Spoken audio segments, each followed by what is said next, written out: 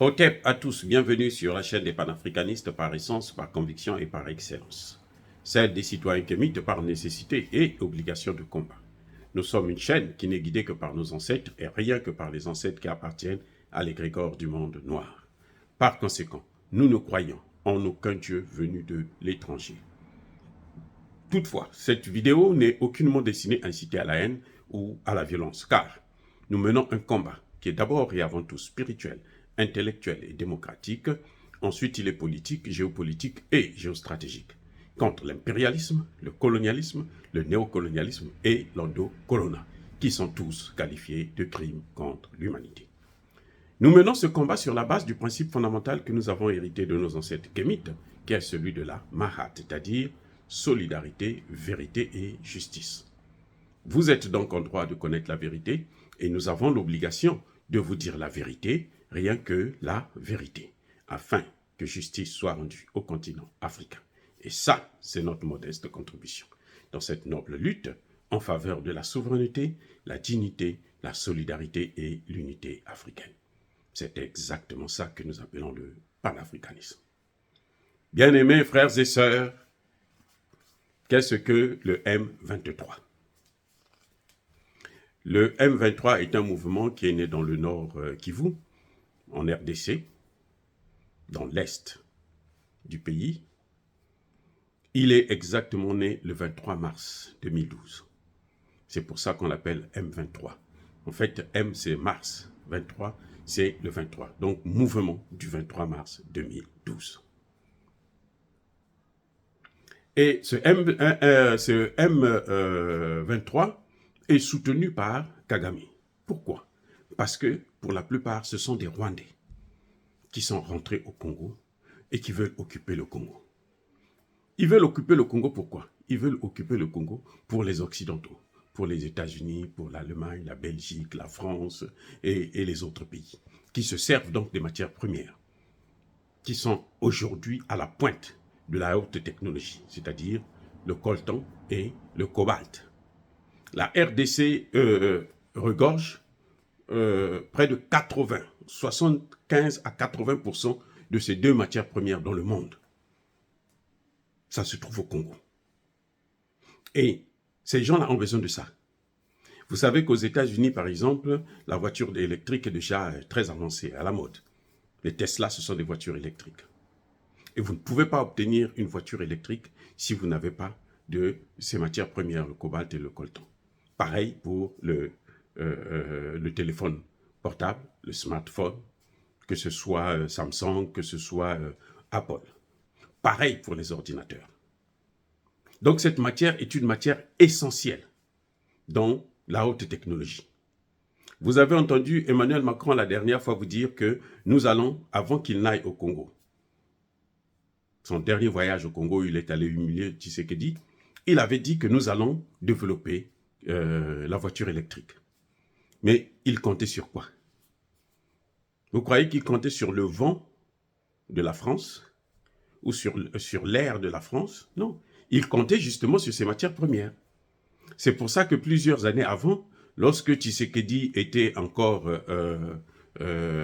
président de l'Union africaine, Emmanuel Macron a négocié avec Tshisekedi pour mettre en place une base militaire, une école, via une école qui devrait former les officiers congolais dans la lutte contre le terrorisme.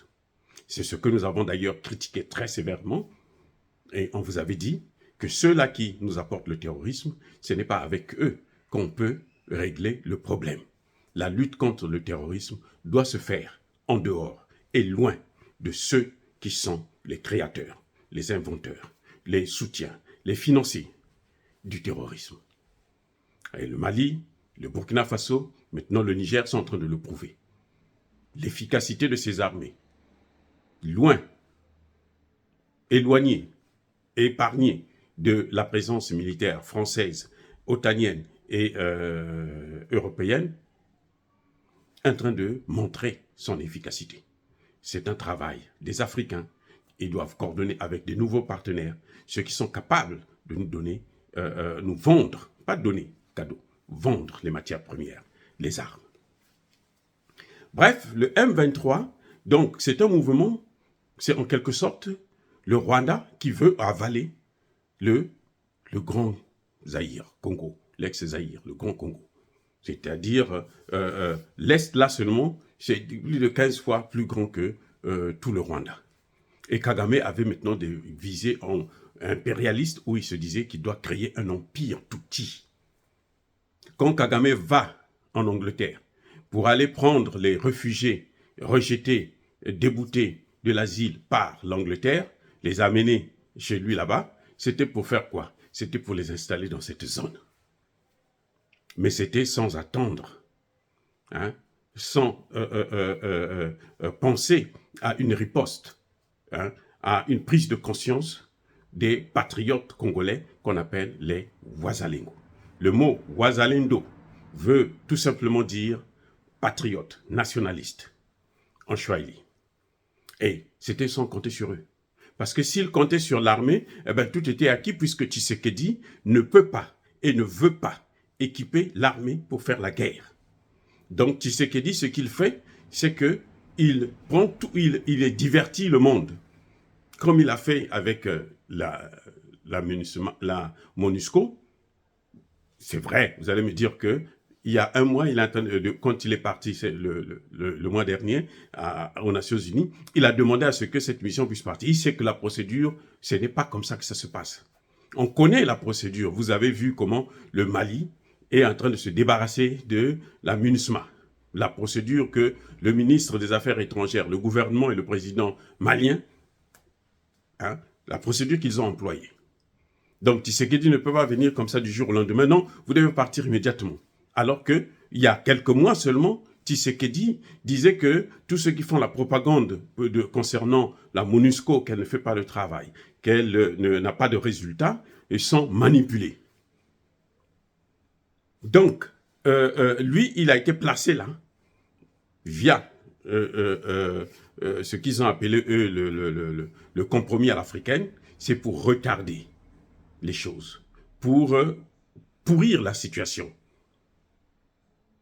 Et maintenant, les patriotes, des jeunes Congolais se sont levés dans l'Est du Congo, notamment dans le Sud.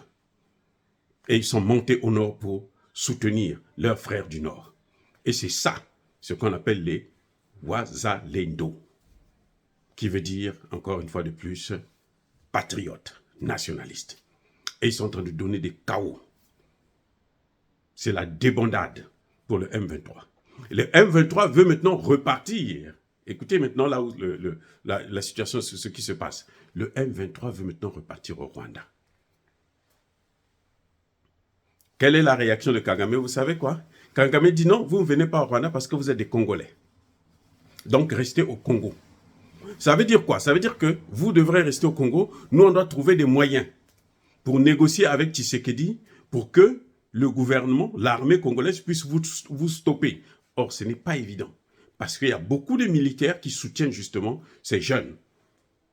Parce que les militaires, quand ils se lancent dans le combat, parfois ils sont stoppés, arrêtés par les mêmes personnes.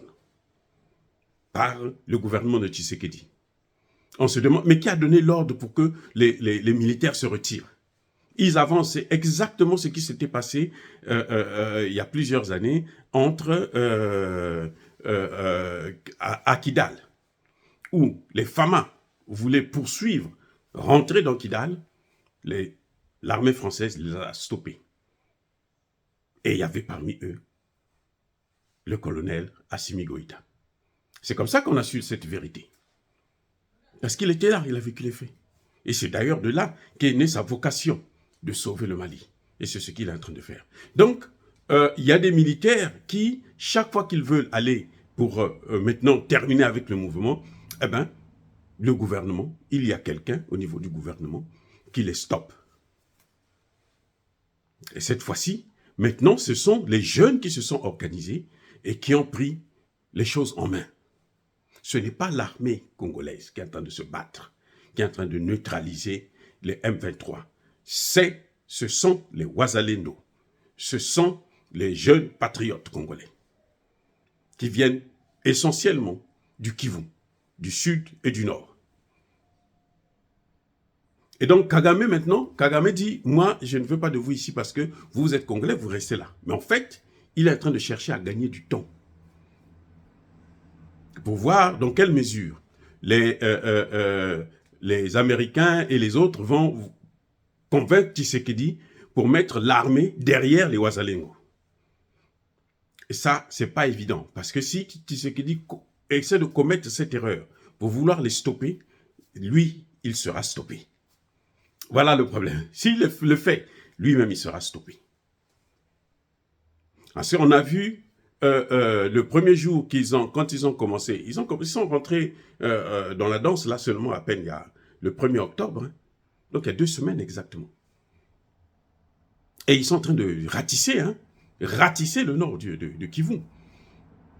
Les M23 qui voulaient maintenant descendre dans le sud, ils sont bloqués dans le nord et ils sont en train de fuir vers Kigali. Bref, on a vu que quand ils ont commencé leur offensive, qui apparaît? Imaginez qui? USAID. USAID descend pour rencontrer le Premier ministre congolais. C'est pourquoi? Ce conflit-là ne les intéressait pas. Hein. Mais non, maintenant, ça les intéresse. Parce que maintenant, leurs hommes sont en train de prendre des raclés. C'est vraiment des raclés, je parle bien de raclés. Et là, USAID vient pour essayer de corrompre. On va vous donner l'aide alimentaire, on va vous donner de l'argent. Il faut arrêter. Les États-Unis, le secrétaire d'État américain, demande maintenant au M23 et à l'armée de ne pas de protéger les civils. Il demande à la MONUSCO de protéger les civils. Ce qu'ils n'ont jamais fait depuis 30 ans. Ça fait près de 15 millions de morts. Les amis, ce n'est pas la rigolade. 15 millions de morts. Depuis qu'ils sont là. Et la MONUSCO, qui était là comme étant la force tampante, qui ne pouvait rien faire. C'est elle maintenant, le même jour, quand ils ont vu que les jeunes là sont sérieux, alors le chef d'état-major de la MONUSCO est allé rencontrer le chef d'état-major de l'armée congolaise pour voir dans quelle mesure il faut faire pour apaiser, pour négocier, pour demander un cessez-le-feu. Non, il n'y a plus de cessez-le-feu maintenant. Et Tshisekedi qui était parti prendre les forces, constituer une force des pays d'Afrique de l'Est, pour venir comme d'habitude, pourrir la situation, laisser les Rwandais occuper le territoire, lui-même il se fait avoir par son propre piège. Parce que ceux-là, quand ils arrivent, ils sont venus, ils étaient là, ils laissaient les M23 avancer. C'est quand les forces de l'Afrique de l'Est sont venues au Congo démocratique qu'on a vu que le M23 commençait à occuper maintenant des territoires. Avant, ils se battaient, ils tuaient seulement. Mais là, maintenant, ils occupent le territoire, ils en font leur ville, ils nomment des responsables dans chaque ville, les grandes villes comme Massissi, et puis Rugari, toutes ces villes-là. Donc, maintenant, eux, ces forces-là d'Afrique de l'Est voulaient maintenant les stopper. Mais après, la riposte des Ouazalendo est tellement forte qu'ils ne peuvent pas les arrêter. Donc c'est une situation que nous sommes en train de suivre avec beaucoup, beaucoup d'attention parce que ça nous concerne. Nous ne voulons plus l'impérialisme chez nous, puisque Kagame ne le fait même pas pour le Rwanda. Ça, c'est ce que les Rwandais doivent savoir. Kagame ne le fait pas pour les Rwandais. Les Rwandais plutôt. Kagame le fait pour l'Occident. C'est à cause de cette guerre que les matières premières essentielles, le cobalt, coltan, essentiellement, sont pillés au Congo. Le gouvernement congolais ne voit rien passer, aucun front. Tesla est fabriqué par Elon Musk. Elon Musk n'a aucun contrat avec le Congo. Attendez. Tesla, c'est la voiture fabriqué par Elon Musk, le plus riche du monde actuellement.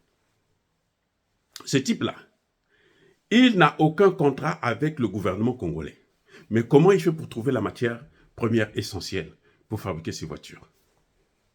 Point d'interrogation. Posez-vous la question. Mais ça passe par le Rwanda. Ça passe par ces pays-là.